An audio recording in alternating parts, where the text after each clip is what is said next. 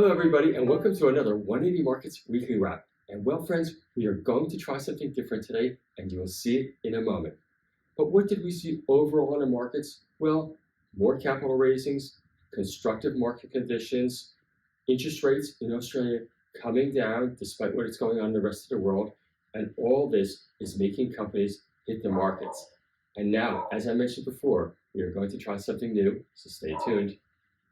Take a look at that 180 Markets platform. So many raises this week. Extremely popular. GCM raised money. MXT, the income trust. We've got Ionic Rare Earth that I'll talk about shortly. PGO, Pack Gold, not popular on our side, but there were heaps of demand from the lead manager.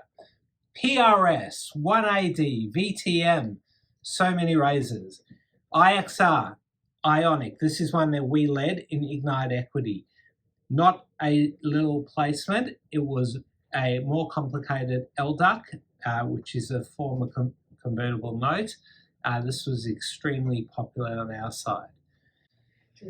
All right, let's invite our first guest for the day. Jared, come take a seat. Tell us what you've seen this week. It's been a lot of ups, a lot of downs, but I think I'm not going to talk about the small cap space today. I'm going to talk about the end of financial year. And I think we've seen a lot of the large caps that have had a rough year have a really rough week. And I'm speaking specifically to PLS and LTR, DMP. I think there's a lot of tax cutting before the end of June, and this might actually provide a trading opportunity towards the end of June and early July. A lot of weak charts there, and I think you could be right. There's opportunities galore. Usually the end of June provides that. All right, Jared, anything else to say? No? Okay. We've got our next speaker. Ava, come tell us about RMI. Hey, Shaun. Hey, Ava. So RMI did a placement last week to raise $2 million at 2.1 cents. This was used to fund their copper gold project in Tanzania. The chairman also invested $500K, and ever since the 52-week low of 0.3 cents, it's 10x. So it's done amazing. Yeah, we were holding shares for quite a while. Took a bit of a hit, and yeah, look what Mr. Kabunga has done. Amazing stuff. All right, Ava, thank you. Who've we got next? We've got Mr. Lowe, the Junior Lowe. Come in, Junior Lowe. What have you seen this week? Hi, Shaun. Yeah, let's have a look at WCE. Sure. Now, I'll ask you a question. What footy team do you reckon the chairman goes for? We are the Eagles, the West Coast Eagles. Unfortunately, he's actually not an Eagles supporter. Actually, fortunately for him, he's actually a Queenslander. But yeah, this company has done well, unlike the Eagles recently. They completed a large acquisition a couple months ago, along with the raise. It was a silver company, and yeah, they've obviously changed the trajectory now. They've started their maiden diamond drilling, and back in the 80s, 90s, this was actually in production. So hopefully this is a big game changer. They recently announced their top 20, a lot of smart money. You can take a look there if you want. All right, we go from the young and the fresh to the old and the grey. Come on, old man. What can you tell us? Oh, he's very slow in getting to the seat. It's on the back. Welcome, Simon. Hello. What have you seen this week? First one I thought was worth talking about was BGD. So Barton Gold. Yep. That was a placement. They raised $3 million. Had a really good run off the recent gold bull market. It was only a small raise compared to their overall market cap, but it's certainly one to follow in that South Australia gold side of things. Now, Simon, why do you think they did the raise before the end of June? Do you know?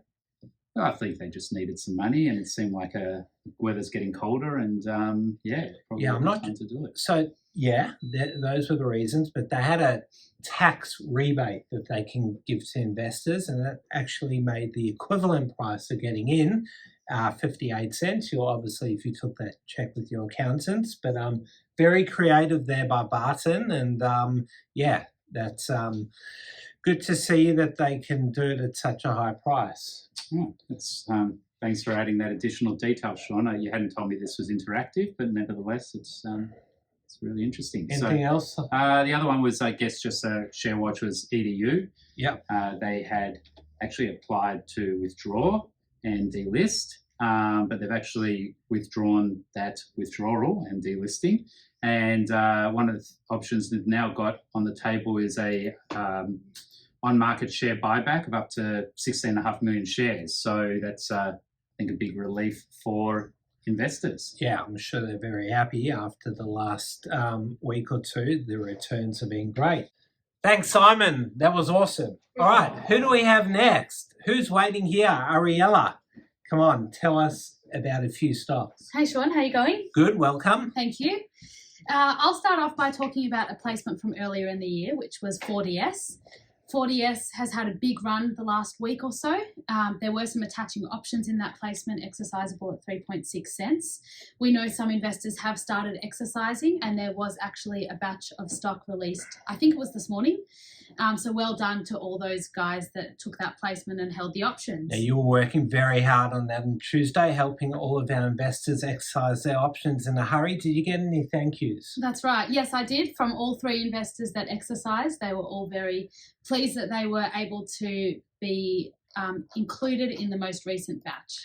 All right. You want to talk about a placement this week? Tell us. Yeah, WA8. It's just a little bit, if you scroll down.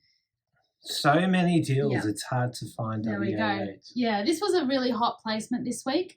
Unfortunately, we did get a little bit of a scale back, but everyone did. They ended up raising 17 million, not 14 million at 10 cents. Funds are going to be used to accelerate their drilling program at their flagship Ricardo deposit in WA.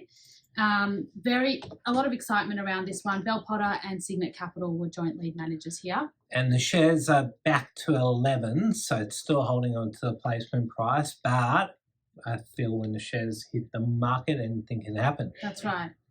Finally, I just wanted to mention two really big placements from the week. MXT raising $315 million at $2 a share, and ALQ raising $350 million at $16.70 per share. There is a $40 million SPP to follow as well.